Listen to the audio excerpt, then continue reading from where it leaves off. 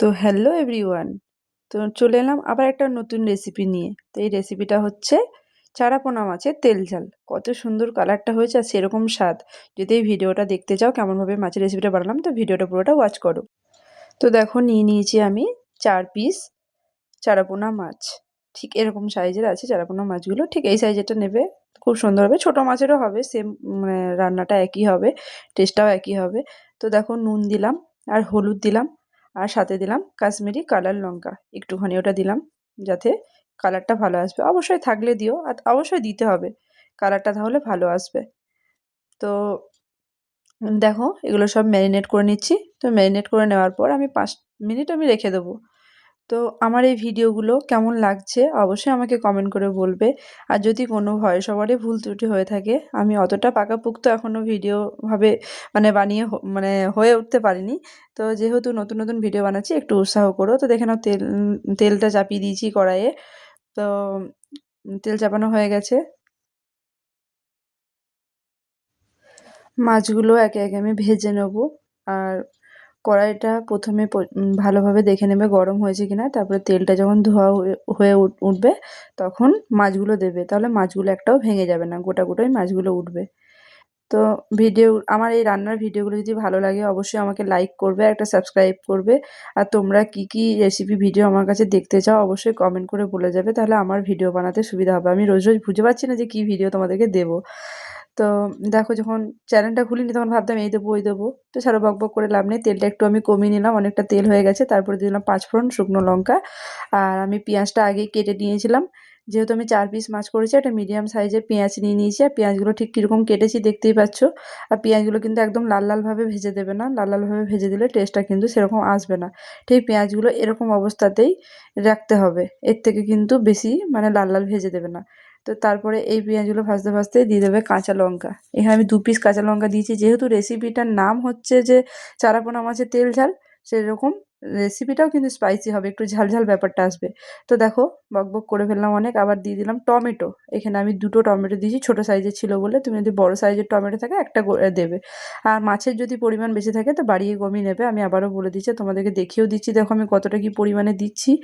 আর আমার এই ভিডিওগুলো যেহেতু আমি একাই করি, তো নিজে হাতে, সে কেউ ভিডিও ধরে দেওয়ার নেই, সেজন্য আমি মানে একটু ভয় খেয়ে যাচ্ছি, থতমত খেয়ে যাচ্ছি। তো দেখো সর্ষে নুন দিয়ে রেখে দিয়েছি, তারপরে চিনি, তারপরে নুন, তারপরে হলুদ, তারপরে হচ্ছে কাশ্মীরি লঙ্কা, তারপরে হচ্ছে মেথি পাতা, তারপরে হচ্ছে জিরে গুঁড়ো। তো এগুলো সব আমি একটা প্লেটের মধ্যে নিয়ে নিয়েছি। কতটা কি পরিমাণ দিয়েছি বুঝতেই পারছো। তো এগুলো সব আবার দিয়ে দিলাম। মেথি পাতাটা একটু মিস্টেক করে গল্প করতে করতে আমি দিয়ে ফেলেছি, তো ঠিক আছে, কোনো ব্যাপার না। নামাবার সময় আর অল্প একটু মেথি পাতা দিয়ে দেবো। তো এগুলো দেওয়ার পরে আর কিছু এখানে কিন্তু বাটা মশলা লাগবে না, সর্ষেটা কিন্তু বাটবো, ওটা শুধু সর্ষেটাই লাগবে। সর্ষে আর নুনটা দিয়ে রেখেছি। তোমরা অবশ্যই যখন সর্ষে বাটবে একটু নুন দিয়ে নেবে, তাহলে যে একটা সর্ষে যে একটা তেতো ভাব আসে না, সেটা আসবে না। তো দেখো একটুখানি কিন্তু আমি জল দিলাম, কতটা জল দিলাম সেটাও দেখতে পেয়েছো, হালকা জাস্ট জল দিয়েছি। ওই জলটা দেওয়ার পর আমি টমেটোগুলো গলে যাওয়া অবস্থা একটু অপেক্ষা করব। তো তারপরে দেখো হয়ে গেছে, টমেটোগুলো গলে গেছে, আর তেলটাও ওপরে ছেড়ে এসেছে। তো এবার আমি দিয়ে দেবো মাছগুলো। 4 পিস মাছের জন্য মশলা আমি এইটুকু করেছি। যদি আমি মাছটা মানে বাড়াতাম তাহলে মশলাটা একটু বাড়াতে হতো, তোমরা এটা কিন্তু একটু দেখে নেবে। আর মাছের রেসিপিটা এত সুন্দর হয়েছিল বন্ধুরা, আমি খাওয়া দাওয়ার পরে আমি ভিডিওটা পোস্ট করছি। তো আমি তো নিজের রান্না নিজে ভালো বলবই, আমার শ্বশুরমশাইও খেয়ে খুব প্রশংসা করেছে। যদি একঘেয়েমি মাছ খেয়ে তোমাদের বোরিং লাগছে, যে ভালো লাগছে না, কী রেসিপি করবে, তো এই রেসিপিটা বলবো একবার করে দেখো, এক থালা ভাত খেয়ে ফেলবে। তো দেখো এগুলো দিয়ে পরে আমি ঢাকা দিয়ে দিলাম সর্ষেটা বাটতে যাওয়ার জন্য। আমি আবারও বলছি, ভিডিও যেহেতু আমি একা করি, তো সর্ষেটা বাটাটা আমি তোমাদেরকে দেখাতে পারলাম না, আমি বেটে আসার পরে তোমাদেরকে দেখাচ্ছি। দেখো বাটা হয়ে গেছে সর্ষেটা। তো আমি ঢাকনাটা খুলে নিচ্ছি। খুলে নেওয়ার পর দেখছি যে দেখো এবার ঠিকঠাক হয়ে গেছে। এই অবস্থাতেই কিন্তু আমি একটু ফাঁকা করে নিচ্ছি সর্ষেটা দেবো বলে।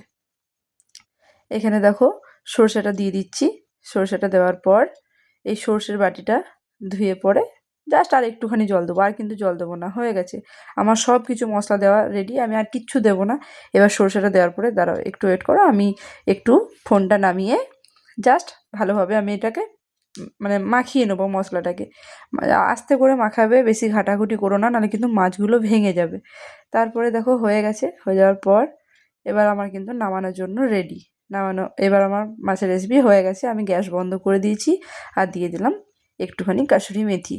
তো মেথিটা দিয়ে দেওয়ার পর ধনেপাতা থাকলে ভালো হয়, যেহেতু ধনেপাতা ছিল না সেই জন্য আমি এটা দিলাম।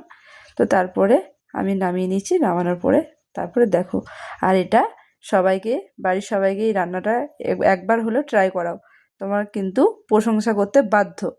এত সুন্দর মাছের রেসিপিটা কেমন লাগলো তোমাদের অবশ্যই আবারও বলছি লাইক করে আর সাবস্ক্রাইব করে আমার পাশে থেকো। আর নতুন নতুন ভিডিও দেখতে আমাকে কমেন্ট করে বলবে যে কী কী ভিডিও দেখতে চাও, আমি সেই ভিডিওই তোমাদেরকে দেওয়ার চেষ্টা করব। আমি নিজের মাথায় খুঁজে পাচ্ছি না যে তোমাদেরকে কী ভিডিও দেবো, তো অবশ্যই কমেন্ট করবে, তাহলে আমারও ভিডিও করতে সুবিধা হবে। তো আবারও বলছি, দেখো কত সুন্দর কালারটা এসেছে, যেমন সুন্দর কালার তেমন সেরকমই টেস্ট। তো টাটা এভরিওয়ান, সবাই ভালো থেকো, সুস্থ থেকো। কাল